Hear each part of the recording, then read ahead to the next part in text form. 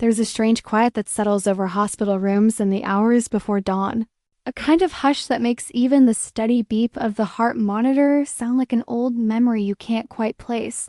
I remember lying there, lost in the blur of days and nights stitched together by fever, tubes, nurses who smiled gently, but never stayed long enough for their faces to matter. The world outside was reduced to filtered sunlight through plastic blinds, and sometimes I'd wonder if the house I grew up in still caught the morning light the way I remembered, or if the seasons changed while I slept, and the garden I once tended had withered for good. I was so far away from my old life that even the smell of antiseptic seemed to erase pieces of who I'd been before. My phone was a lifeline, tucked into the drawer beside the bed, almost always out of reach. Visitors had faded into phone calls, then text messages, then nothing at all. I told myself it was normal, that people got busy, that nobody likes hospitals, not for long, not when the stay drags on and the prognosis never comes. That morning, I woke with a kind of clarity that only comes after too many hours of sleep. Too many nights of staring at ceiling tiles until the mind drifts out of the body. My hand shook as I reached for the phone, fingertips numb. There it was, a single message from my mother, the first in days. "Hope you're feeling better. We've made a few changes here. Get your rest, focus on healing. We'll catch up soon." There was nothing about my room, my plants, or the dog that used to curl up beside me when I was sick as a child. No mention of the house at all, only a few changes, and an uneasy sense that everything important was being left unsaid. My pulse spiked, not from the fever, but from the cold certainty threading its way through those two careful words. I typed a reply, fingers clumsy from days of four fluids. What kind of changes? Is everything okay at home? But the message hovered, unread. Minutes passed, then an hour, then an entire afternoon where I watched the rain streak down the window and tried to convince myself I was being paranoid. Nurses came and went, adjusting drips and checking my vitals, faces blurred by exhaustion and painkillers. Still, I waited for a reply that never came. By evening, another message arrived, not from my mother, but from my brother, clipped and strange. "Just rest. We're handling things here. Don't worry about the house, okay?" The words made my mouth go dry. Something about the phrasing, the way my name wasn't even used, made me feel like a stranger intruding on my own life. In that moment, lying in a sterile bed under fluorescent lights that made every bruise and scar on my skin glow blue, I realized how alone I truly was. I'd survived the worst of the illness, or so the doctors said, but a different kind of sickness had taken root outside these walls. The kind that grows in the cracks between what's spoken and what's kept secret, the kind that rots trust from the inside out. I spent that night half awake, half dreaming, remembering the last Thanksgiving in the old kitchen, the way my mother's laugh used to echo down the hallway, the way my father always polished the banister every Sunday. I thought about the little things that tether a person to a place-worn rugs, childhood photos in the hallway, the creak in the floor by the front door, and I wondered if I'd ever see any of it again. By the next morning, I stopped asking for updates. Every message I sent after that was answered with a delay, then with fewer words, until the silence between us became a wall I could not climb. In that silence, something inside me changed. It was the kind of hurt that seeps into your bones, that won't let you heal, not really. I understood then that the real illness wasn't in my blood or my lungs, but in the way my family had already started moving on, erasing me, turning the home I thought I'd return to into a secret they refused to share. And though I didn't know it yet, that silence was the first clue that the life I'd fought so hard to reclaim was already gone, sold off, divided, stripped from me while I lay helpless, a ghost haunting the edges of someone else's future. I didn't know yet what they'd done. I only knew the way my mother's message felt like a door quietly closing, and the echo of my brother's words made it clear I would never be allowed back inside. That was the last message I received before everything fell apart. The silence that followed was not the silence of healing, but the silence of betrayal. And it would be a long time before I understood just how deep that betrayal ran. It started with a discharge form and the way the nurse averted her eyes as she handed it to me, a gesture so ordinary, so carefully practiced, I didn't even question it at first. They told me I was strong for recovering so quickly, that most people in my condition would have needed weeks more to stand, to walk, to find their footing again. But all I felt was a sense of urgency I couldn't explain, as if the world outside those hospital walls was slipping away from me 1 hour at a time. My mind kept circling back to the messages I hadn't received, the strange silence from home, the hollow reassurance that everything was handled. I left the hospital with my suitcase rattling behind me, my phone clutched tight, a prescription for painkillers in my coat pocket, and a gnawing emptiness where hope used to live. It was raining that morning.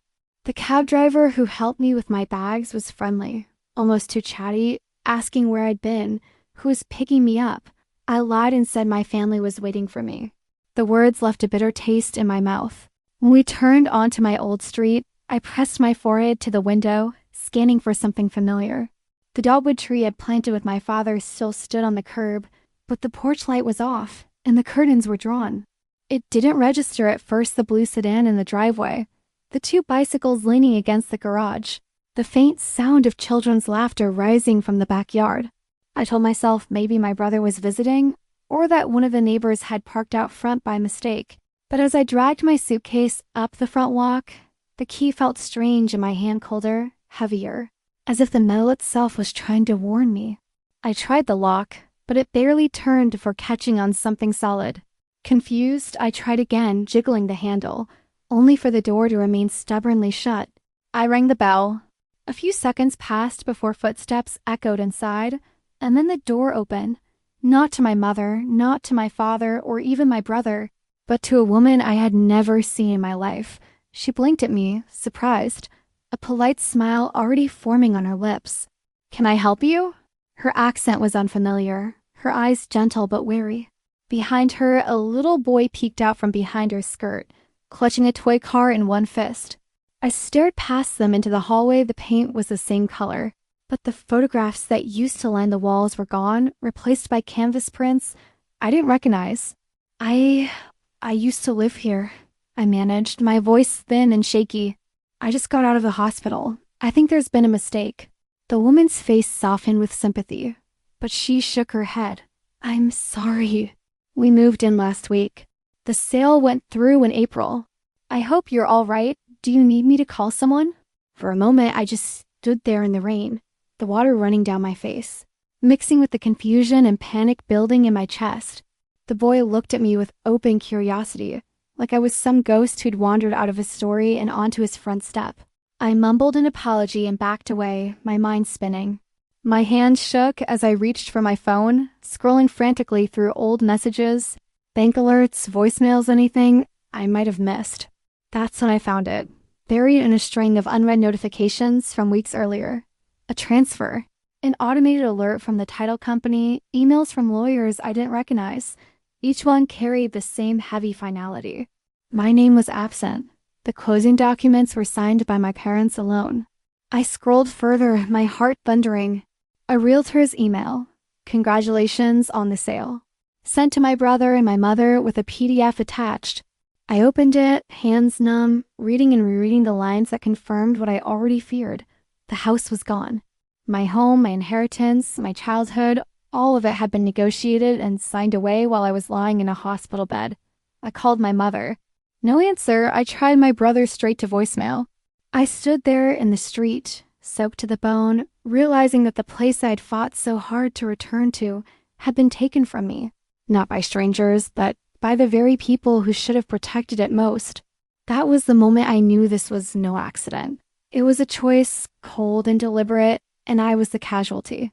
The rain hid my tears, but nothing could hide the truth.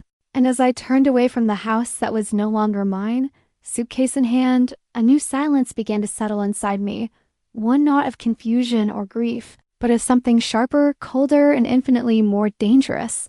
It was the silence of someone who had nothing left to lose, and I swore to myself, right there on the empty street, that this would not be the end of my story.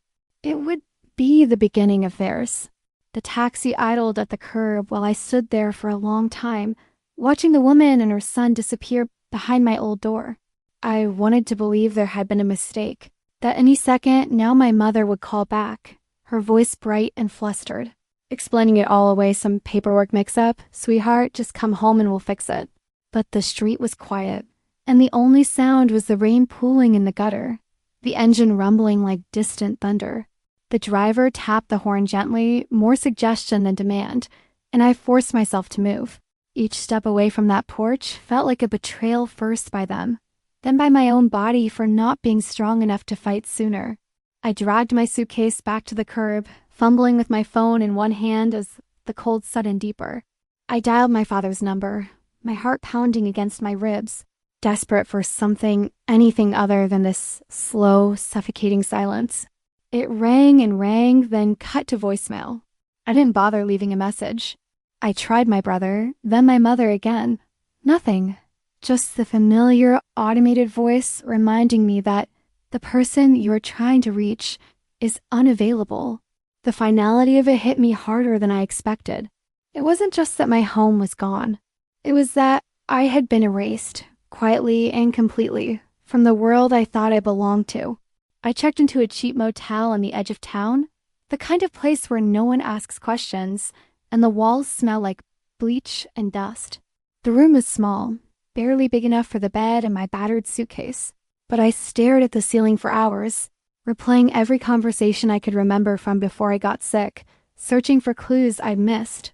The betrayal wasn't just in the sale of the house. It was in the months of empty words, the smiles that never quite reached their eyes, the way they'd stopped talking about next year or when you get better. Every memory was tainted now, every small kindness soured by the knowledge that my absence had been convenient for them. The next morning, I wandered the neighborhood on foot, too restless to stay inside, too tired to care who saw me. I walked past the bakery where my mother used to buy cinnamon rolls on Saturdays, past the park where my father had taught me how to ride a bike. All of it felt like a museum, the exhibits slightly out of place, the plaques missing my name. When I passed my old street, I saw the new family unpacking boxes, children's laughter echoing over the fence that used to keep me safe. I watched them for a long time, feeling both invisible and exposed, as if I were haunting my own past.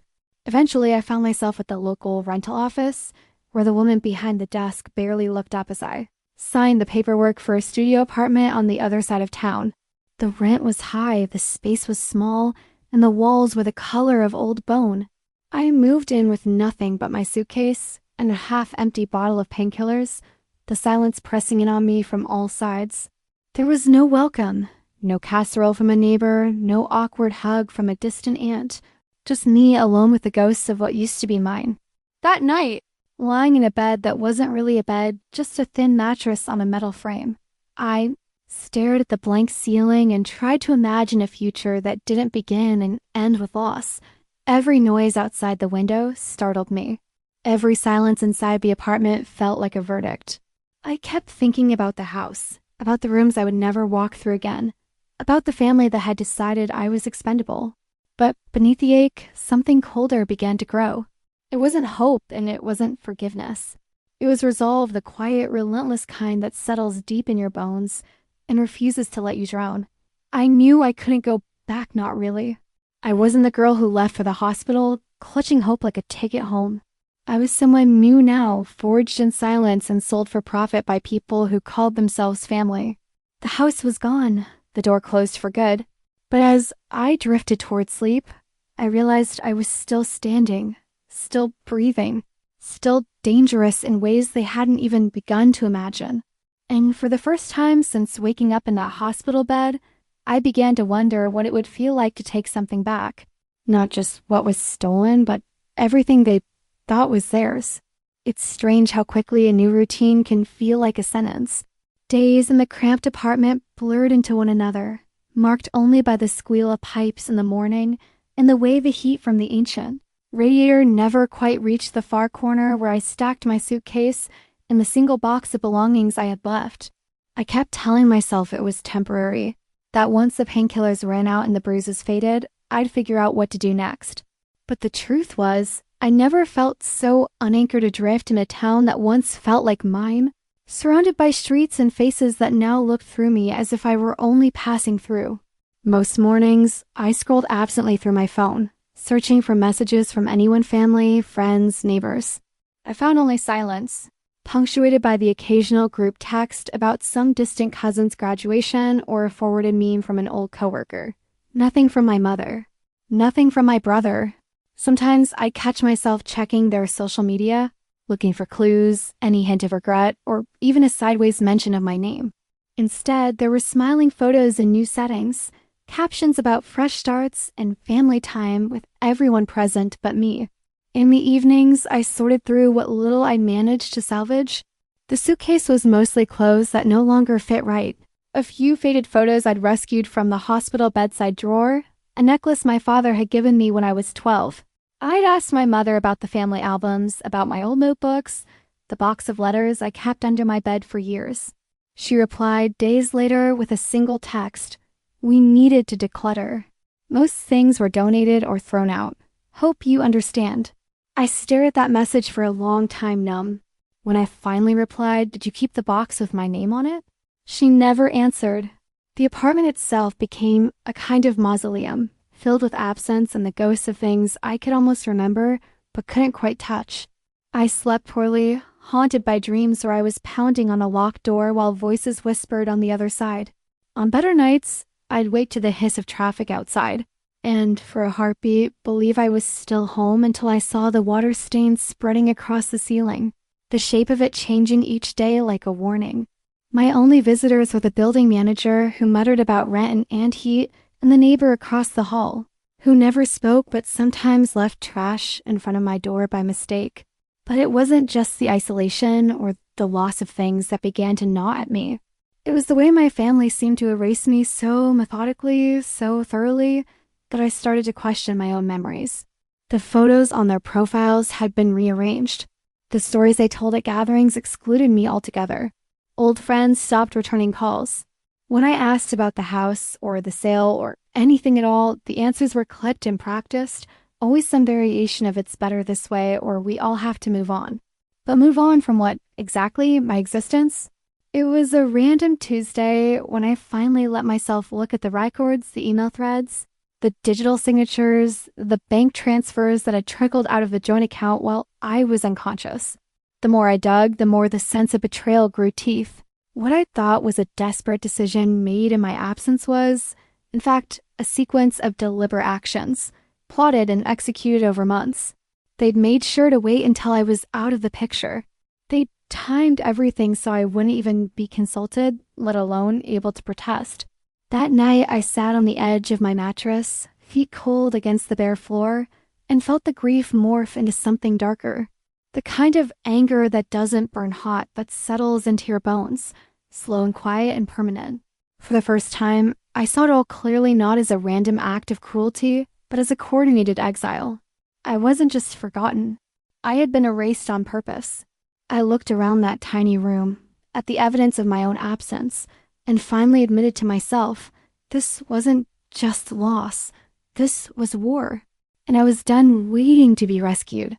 Some truths arrive like a cold wind beneath the door slow at first, almost invisible, then impossible to ignore. I spent days in that cramped apartment, replaying every conversation and every strange silence since the hospital.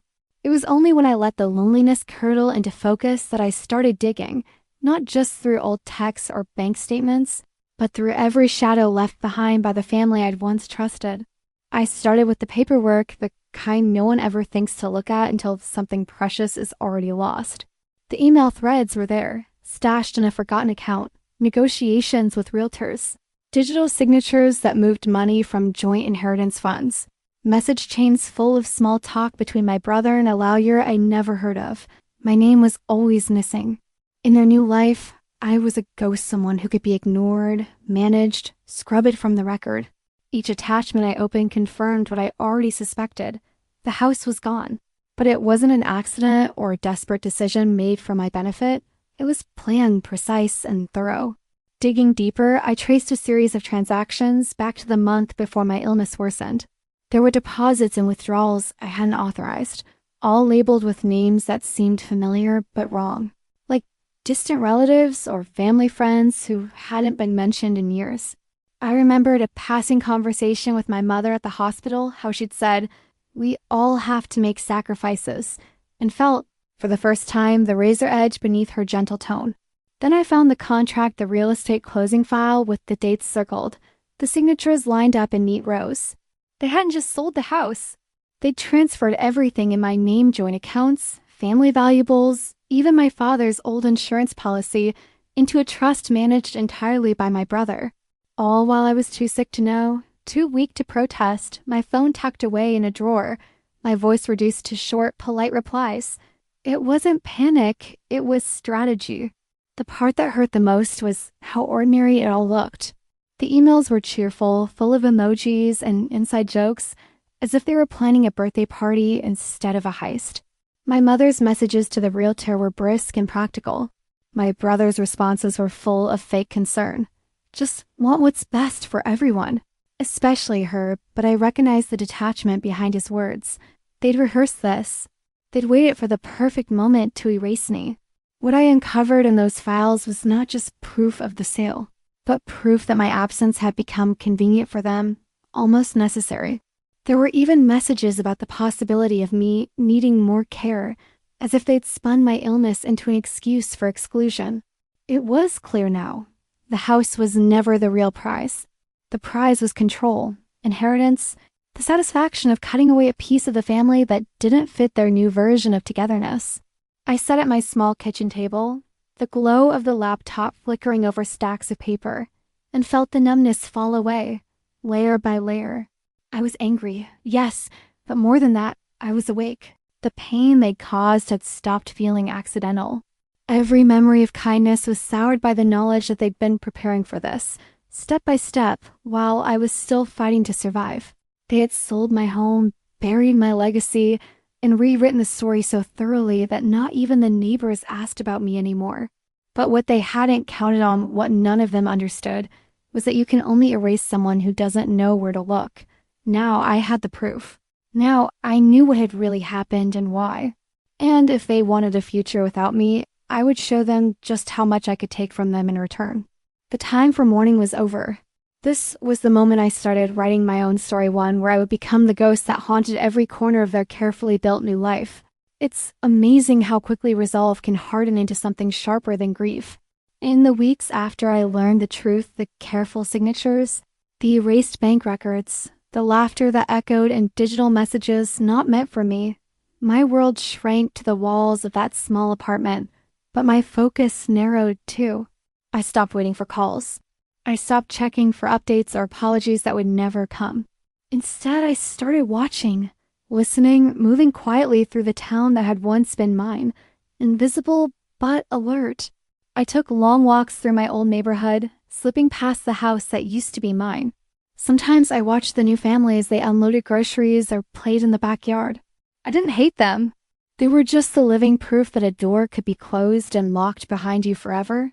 But on one of those afternoons, as I wandered aimlessly in the weak sunlight, I saw something that made me stop a faded "for sale" sign propped up in the lawn of a house next door to my childhood home. The paint was peeling and the grass was overgrown, but the old porch swing still creaked in the breeze. I remembered sitting there as a child, feet not touching the ground, listening to secrets and dreams whispered by people who were supposed to protect me. The idea took root quietly, almost as a joke at first. What would it feel like to live so close to the past they'd stolen?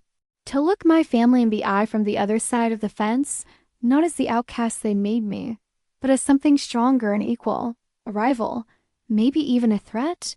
I dismissed it as impossible. I barely had enough savings for rent, let alone a mortgage, but the thought wouldn't let me go. It came back every time I walked past that empty house, every time I caught a glimpse of my old life framed in someone else's windows. Then I started to notice little things. The "for sale" sign lingered month after month, the price dropping, the paint growing duller. The neighborhood grapevine was alive with rumors about why no one wanted it. A leaking roof, a failed inspection, an old lien. But to me, it was a challenge. I spent nights researching, combing through listings, learning about property auctions and shell companies, the kinds of tricks people use when they don't want to be found.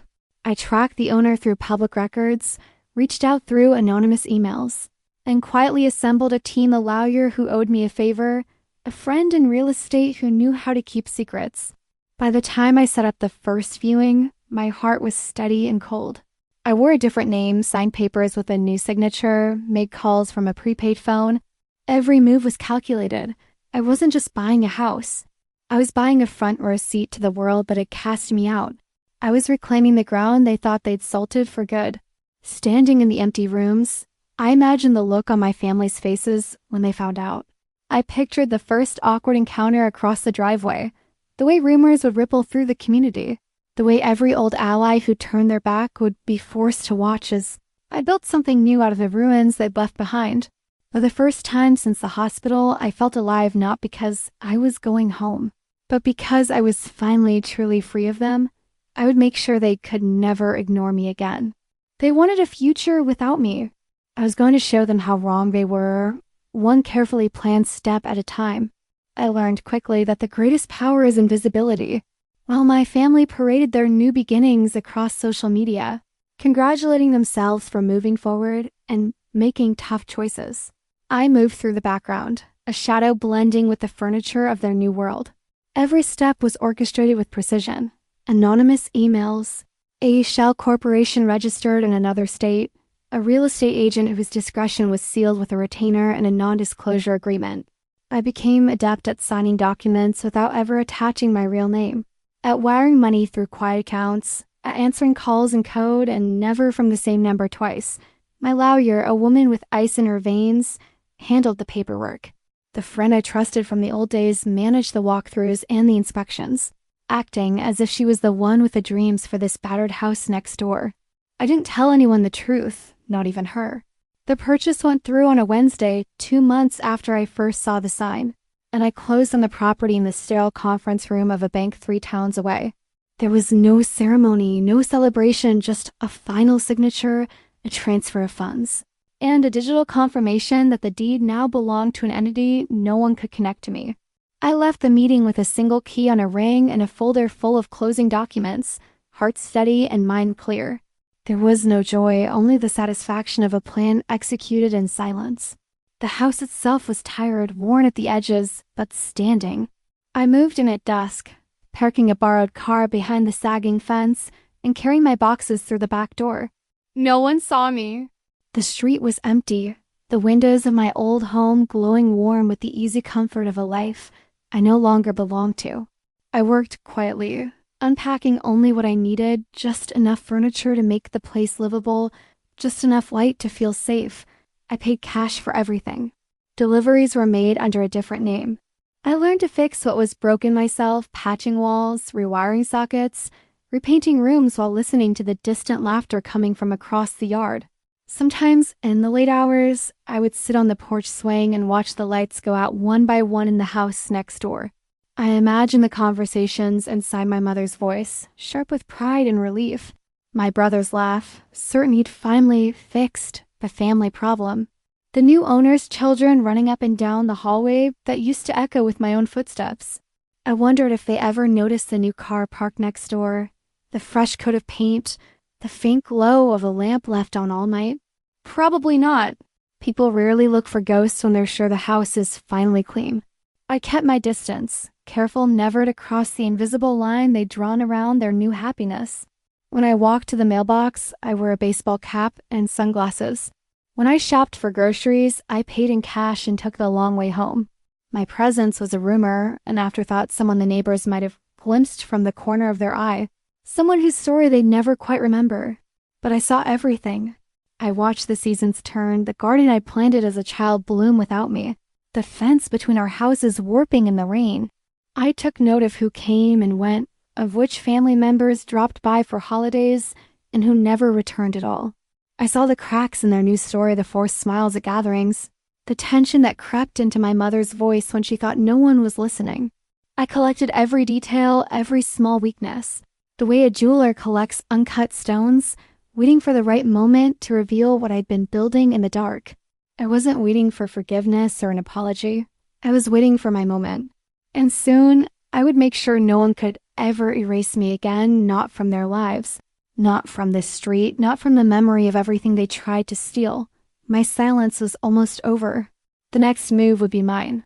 There's a particular freedom that comes from being invisible, the freedom to rebuild without witnesses, to shape your world on your own terms, and to become something more than the sum of what was taken from you.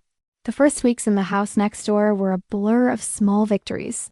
I patched holes in the drywall and replaced broken locks. I carried boxes inside one by one, never too many at a time, careful not to draw attention. My world had shrunk to a handful of rooms, and a garden overrun by weeds.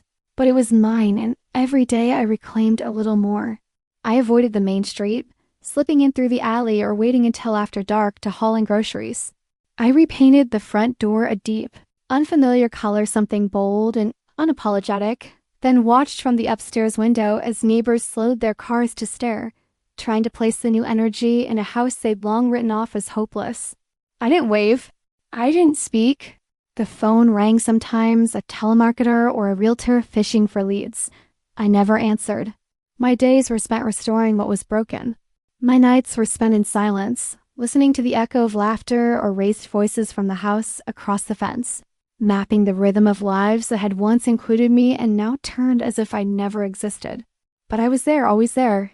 I kept detailed notes who came and went, how often my mother's car appeared in the driveway, the faces of cousins who arrived for holidays and left with arms full of gifts.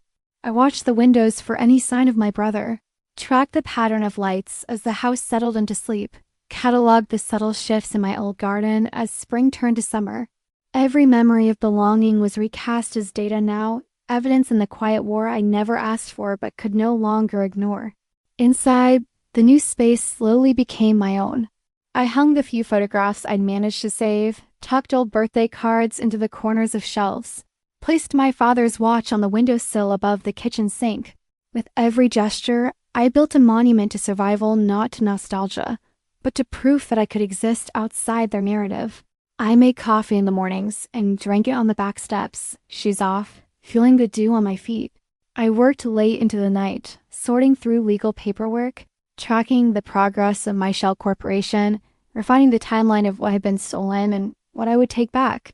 Sometimes, in the small hours, I would stand in the backyard and look across the fence at the house that used to be mine. I'd see shadows moving behind the curtains, silhouettes crossing the hall. I wondered if they ever looked out and saw me, if they felt, even for a moment, the weight of my gaze. I wondered if they'd ever suspect that the silence on their doorstep was not emptiness but intent, a presence gathering its strength. No one came to welcome me. No one brought a casserole or rang the bell. My family had made their position clear. I was to be forgotten, left in the periphery. A chapter closed. What they didn't understand was that I had learned from them. I knew now how to erase, how to watch, how to prepare in secret. I no longer needed to belong to their world. I was building my own, right under their noses, on land they thought they owned in spirit, if not by law. And I was almost ready. My new home was no longer a hiding place. It was a vantage point.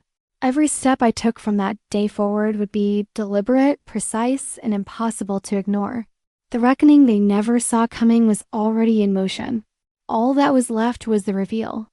The invitation came the way they always come late, almost as an afterthought, tucked between group messages about who would bring dessert and what time to arrive. It was a family event, some contrived excuse for celebration. The sort of gathering where everyone pretended the past was a story best left unspoken. In another life, I would have ignored it, content to watch from behind my curtains, documenting faces and whispered alliances from afar. But everything had changed. I was done being the ghost. This time, I would walk in through the front door not as a guest, not as an outcast, but as the architect of my own narrative. On the morning of the event, I dressed with care, choosing clothes that felt like armor subtle, tailored, entirely my own. I walked across the lawn with unhurried steps, pausing just long enough for the neighbors to see, for word to ripple through the block that the forgotten daughter had returned. At the fence, I stopped and looked up at the house that was no longer mine, the windows full of golden light, laughter already seeping out through the cracks. I could hear my mother's voice orchestrating everything as she always did, confident that the story was hers to tell. When I rang the bell, there was a hush, a barely audible catch in the rhythm of the party. My brother opened the door. For a moment, he looked straight through me, eyes flickering in confusion before the realization set in. I watched as my mother appeared behind him, her smile faltering, her practiced warmth cooling into something brittle. "You came," she managed, as if she'd invited me out of genuine affection rather than obligation. "Of course," I replied, my voice steady. "It's a big day for the family. Wouldn't miss it for the world." Inside, the familiar rooms felt alien. Every wall was repainted, every photograph replaced with new memories that had nothing to do with me. But I didn't flinch. I made my way through the crowd, greeting relatives whose faces betrayed more shock than welcome, my steps never faltering. When people asked how I'd been, I answered simply, "Settling in next door," watching the words land like small bombs in the middle of their conversations. Some tried to cover their surprise with forced laughter, others exchanged nervous glances, as if realizing too late that my absence had never been a disappearance, but a withdrawal and now a return. As the evening wore on, I let them come to me, one by one, curiosity outweighing old resentments. I answered their questions without bitterness, letting details slip just enough for them to piece together the truth. The new owner of the house next door, the renovations, the sudden silence, and property records. My brother's face grew tight as realization dawned. My mother's mask of control slipped, her eyes darting from me to the window, as if expecting some force to intervene and restore the old balance. But there was nothing left to restore. I stood in the middle of the room, the architect of my own survival, no longer hidden but impossible to ignore. Every conversation, every glance, every nervous whisper told me what I already knew. I had rewritten the script. The past was still there, etched in the lines of my hands and the cold in my voice, but I was no longer its prisoner. I had become the proof that erasure could be reversed, that a door once closed could be forced open again, not with pleading or forgiveness, but with silent, calculated resolve. When it was time to leave, I thanked my hosts, my family, with a smile that was equal parts promise and warning. I stepped out into the night, the door closing behind me, certain that the rumors would ripple outward for weeks. But none of that mattered anymore. The reveal was complete. The victory was mine. And as I walked home my home just next door, I felt the weight of years slip off my shoulders, replaced by something lighter, sharper, utterly unbreakable. There is a kind of silence that falls after a storm, the hush that settles in the wake of chaos when everyone is left counting the cost. That night, as I stepped back onto the porch of my own house, and watched the lights flicker out one by one across the fence, I understood what true victory feels like. It wasn't loud or showy or even celebratory. It was calm, deliberate, and absolute. My family's house stood only yards away, but the distance between us had never been greater. I could almost hear them inside, trying to reconstruct the evening, to convince themselves it was all just an awkward surprise, that nothing fundamental had changed. But everything had. In the following days, the consequences unfolded with a kind of slow inevitability. I saw my mother at the mailbox, her steps uncertain, her gaze flickering nervously in my direction before she turned away. My brother lingered on the porch in the evenings, as if hoping I'd come over to clear the air, to explain, to offer some thread of reconciliation. I never did. Instead, I let my presence speak for itself. I kept my garden neat, my house freshly painted, my routines precise. The neighbors noticed. Whispers spread. The story of how the prodigal daughter had returned, not to beg for scraps, but to reclaim everything in silence, traveled farther than any plea for sympathy ever could. Inside their home, the tension grew. Gatherings became awkward. Old friends stopped dropping by as often. The easy laughter that used to spill over the fence faded into uneasy silence. My family had won the house, the inheritance, the comfortable illusion of control. But what they lost was far greater. The sense of superiority, the certainty that they could erase me and move on without consequence. Every time they glanced toward my windows, every time my name came up in conversation, they were forced to remember that I was still there, unbothered, unbroken, and utterly out of their reach. I saw it in their eyes at the next neighborhood event, in the way my mother's smile never quite reached her eyes, in the brittle politeness of my brother's handshake. They were haunted now, not by what they'd done, but by the knowledge that I had taken back what mattered most, my agency, my dignity, and the quiet power of having written my own ending. Their triumph was hollow, a shell that could never again keep me out or keep the truth in. On the last morning of that summer, I stood at my kitchen window, coffee warming my hands, and watched as my mother loaded her car with Box's old keepsakes, the last traces of a victory she knew she'd never truly won. Our eyes met for a moment across the driveway. She looked away first. I didn't need to say a word. I had become the story they could never silence, the neighbor they could never ignore. And as I closed the door behind me, sunlight streaming across floors I'd rebuilt myself, one knew I'd reclaimed more than any inheritance ever could. I had shown them what it meant to lose everything, not with anger, not with noise, but with an unshakable grace they would never understand. And that was enough.